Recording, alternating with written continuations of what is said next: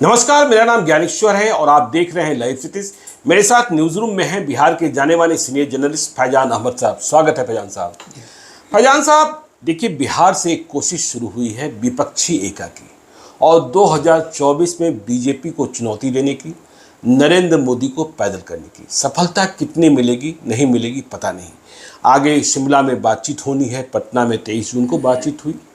लेकिन जब हम बिहार की सरजमी को देखते हैं जहां यह एका की कोशिश हो रही है राष्ट्रव्यापी पैमाने पर, तो हम ये पाते हैं कि 2024 में महागठबंधन बनाम एनडीए की लड़ाई तो भीषण है, लेकिन ओवैसी को भूल जा रहे हैं।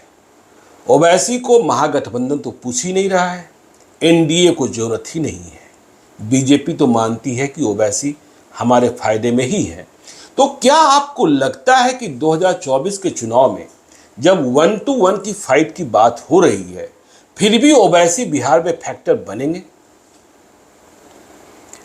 देखिए ज्ञानेश्वर जी, ओवैसी साहब, असदुद्दीन ओवैसी बैरिस्टर जी, बिहार में एक फैक्टर बन चुके हैं। जहां तक असेंबली इलेक्शंस का सवाल है जी, 2020 और उससे पहले भी 2015 में भी जी 15 में इलेक्शन लड़े थे, नहीं जीते। 20 में इलेक्शन लड़े, जीते। जी, सीमांचल में किशनगंज की 5 सीटों जीते जीत हासिल मिली थी। तो असेंबली इलेक्शन में उन्होंने अपनी पहचान बनाई, जी, लोगों के दरमियान वोट भी हासिल किए। और उसके बाद देखिए, सबसे इंटरेस्टिंग बात ये भी हुई कि वो न सिर्फ जीते बल्कि आगे कुछ उपचुनाव में उन्होंने हराया। गोपालगंज में और कुर्नी में जीते नहीं, लेकिन दूसरों को हरा दिया उन्होंने। मतलब जो जीतने वाली पार्टी थी उसको हरा दिया उन्होंने। महागठबंधन को हरा दिया, बीजेपी को जीत मिल गई।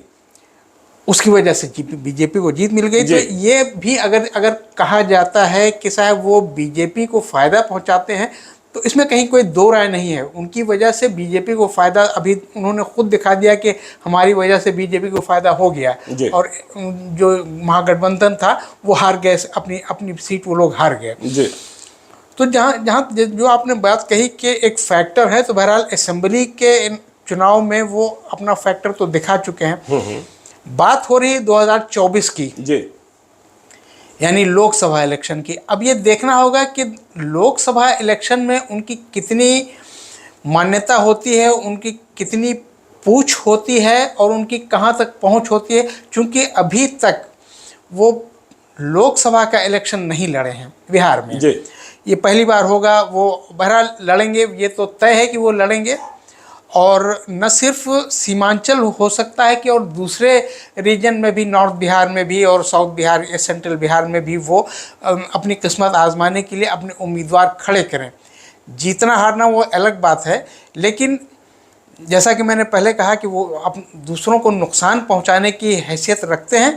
तो वो हैसियत, अगर इसमें भी देखिए दो तरह की बातें आती हैं।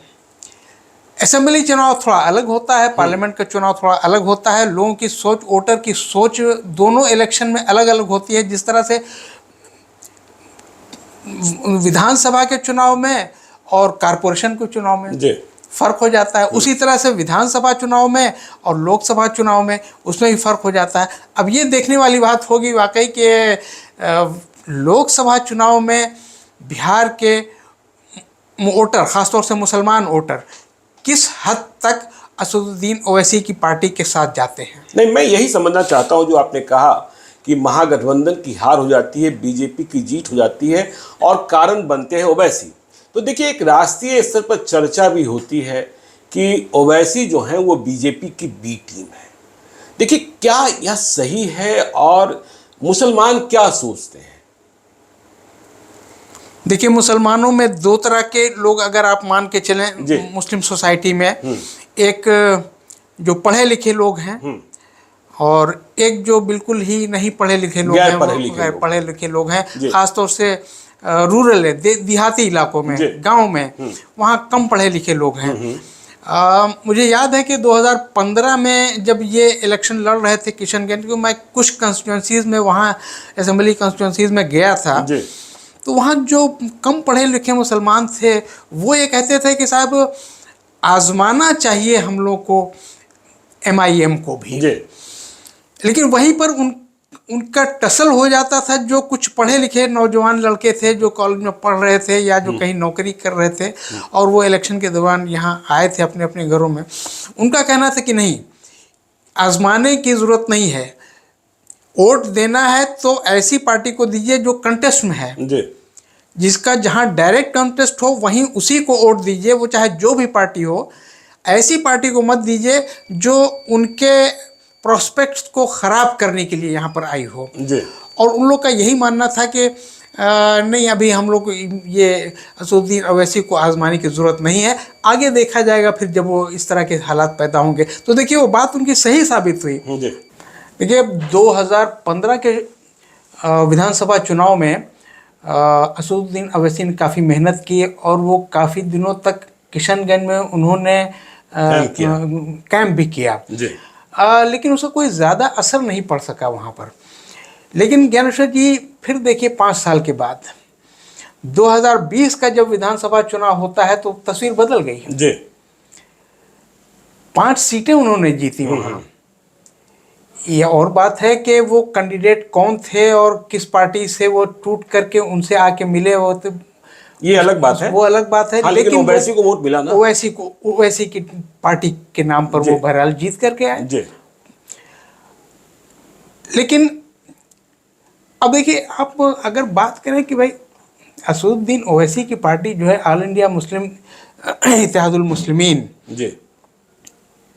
ये बेसिकली हैदराबाद की पार्टी है। जी।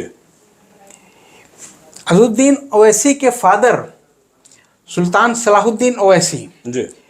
उन्होंने शायद जिस पॉलिसी और जिस प्रिंसिपल के तहत अपनी पार्टी बनाई थी, वो अब प्रिंसिपल और वो अब शायद पर नहीं है। हाँ, वो अब नहीं रह गया। क्योंकि अब ये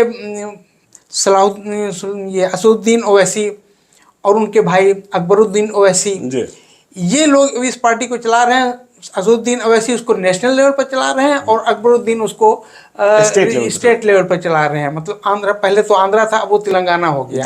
हैदराबाद तो अब तेलंगाना में है और हैदराबाद ही बेस्ड ये पार्टी थी। तो वो इसको नेशनल लेवल पर अब चला रहे हैं। महाराष्ट्र में भी उनको कामयाबी मिली, बिहार में कामयाबी मिली, और स्टेट्स में अगरचे उनको अभी तक कामयाबी नहीं मिली है, लेकिन वो कोशिश हर जगह कर रहे हैं कि अपने कैंडिडेट खड़े करें। तो बीजेपी को सीधा फायदा होगा ना? बीजेपी को सीधा फायदा हुआ है और होगा भी, और होगा भी। तो फिर वो जो बात कही जाती है कि ये बीजेपी की बी टीम है, बिल्कुल बिल्कुल सही बात है। बीजेपी की बी टीम उनको कहा जाए या उनको कुछ और भी दूसरे अल्फाज में ये भी कहा जाता है कि वो शायद बीजेपी के लिए ही काम करते हैं या बीजेपी के एजेंट के तौर पर काम करते हैं। क्योंकि उन जो कुछ और कुछ बीजेपी के लीडर्स ने तो बाकायदा पब्लिकली कहा भी है कि हाँ, वो रहेंगे तो हमको फायदा होगा। चलिए, आप कह रहे हैं फायदा होगा, तो वैसे आप कह रहे हैं कि बीजेपी के लिए ही काम करते हैं, ऐसी बातें कही जाती है। लेकिन हम समझना ये चाहते हैं कि ओवैसी काम कर रहे हैं, लेकिन मुसलमान जो बीजेपी को हराना चाहते हैं वो उनके पाले में क्यों चले जाते हैं? फिर ये एक बहुत बड़ा पैराडॉक्स है जी। मुसलमान, आज आप कहीं के भी मुसलमान से, चाहे पढ़ा लिखा हो, चाहे गैर पढ़ा लिखा हो, चाहे शहर में रहने वाला हो, चाहे गांव में रहने वाला हो, चाहे वो ऑफिस में काम करने वाला हो या खेत में काम करने वाला हो, किसी से भी आप बात कर लीजिए तो वो कहेगा कि साहब हमारी ख्वाहिश है, हम चाहते हैं कि बीजेपी हारे, नरेंद्र मोदी हारे, ये सरकार जाए, ये सब लोग कहते हैं। लेकिन जब प्रैक्टिकली बात ये आती है कि अगर आप चाहते हैं कि बीजेपी हारे तो उसके लिए आपको क्या करना होगा, वो भूल जाते हैं कि उनको भी यूनाइटेड होना होगा। मुस्लिम, उनकी पार्टी का नाम है मुस्लिम इत्तेहादुल मुस्लिमीन हैं, लेकिन वो इत्तेहाद कहाँ हो रहा है? नहीं हो रहा, यूनिटी तो हो नहीं रही, तो डिसयूनिटी का काम हो रहा है। अगर आप पार्टी के नाम से और उसके नेचर और उसके फंक्शनिंग को देखें तो बड़ा कंट्रास्ट आपको नजर आएगा। चलिए देखिए, एक बात और आपने कही कि अब सीमांचल की बात छोड़िए, मतलब किशनगंज, पूर्णिया, अररिया, कटिहार जी। वो अब नॉर्थ में भी आएंगे और सेंट्रल में भी आएंगे। तो जी। चर्चा ये हो रही कि सिवान भी लड़ेंगे, शहाबुद्दीन साहब की फैमिली थोड़ी उदास रह रही है लालू यादव और तेजस्वी यादव से, वे बेतिया भी लड़ सकते हैं, मोतिहारी भी लड़ सकते हैं, शिवहर भी लड़ सकते जी। हैं और सेंट्रल के कई लोकसभा क्षेत्र भी। जी हाँ। तो जो विपक्षी एका का प्रयास चल रहा है उसे कील ठोकने के लिए ओवैसी साहब तो पर्याप्त है, बीजेपी तो एकदम बिल्कुल गदगद रहेगी। ज्ञानेश्वर जी, अभी देखिए हम लोग जो भी बात किया है अभी, वो विधानसभा चुनाव को लेकर के था। हाँ हाँ, बात अब होनी है लोकसभा चुनाव जी। की,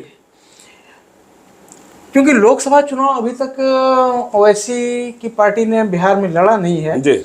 इसलिए अभी ये कहना मुश्किल है कि मुसलमान लोकसभा के चुनाव में उनकी तरफ किस हद तक जाते हैं। या तो वो उनको इसलिए वोट देंगे कि वो किसी को हरा सके, या वो इसलिए उनको वोट नहीं देंगे कि उसकी वजह से बीजेपी हार जाए जी। लेकिन मुझे जैसा कि लगता है कि लोकसभा चुनाव में और अभी जो एक माहौल बन रहा है, चाहे वो अपोजिशन की यूनिटी की बात हो या एक तरह का, ठीक है कि नरेंद्र मोदी के खिलाफ कोई पब्लिक एजिटेशन या मूवमेंट नहीं है, उस पर तो हम आएंगे, लेकिन ये एक सोच हो रही है कि साहब मोदी को हराना है। ये मतलब मुसलमानों में की मैं बात कर रहा हूँ कि उनमें ये एक सोच हो रही है कि मोदी को हराना है। तो अगर ये सोच बहुत ही मजबूत सोच अगर होगी चुनाव तक, तो मुझे नहीं लगता कि वो ओवैसी को वोट दे करके अपना वोट बर्बाद करेंगे। चलिए, तो मुसलमान वोट बर्बाद नहीं करेंगे, सावधान हो सकते हैं जी। लेकिन ओवैसी कह रहे हैं कि हम तो खेला करेंगे, हम चुनाव लड़ेंगे। और यह बात भी हो रही है कि मुझे तो नीतीश और तेजस्वी दोनों से दुश्मनी साधनी है, क्योंकि हमारे विधायकों को तोड़ा गया, 5 में से 4 तोड़ लिए गए। आगे क्या, इस पर भी चर्चा करते रहेंगे, हमारे साथ बने रहेंगे फैजान अहमद साहब। कुछ और वीडियोज हम लेकर आएंगे, इनके अनुभवों से जानकारी प्राप्त करेंगे। तो आप देखते रहिए लाइव सिटीज को। यदि अब तक आपने हमारे यूट्यूब चैनल लाइव सिटी को सब्सक्राइब नहीं किया है तो जरूर कर लीजिएगा। और यदि इस वीडियो को आप फेसबुक पेज के माध्यम से देख रहे हो, पेज को लाइक कीजिएगा, ट्विटर पर भी हमें फॉलो कीजिए। धन्यवाद।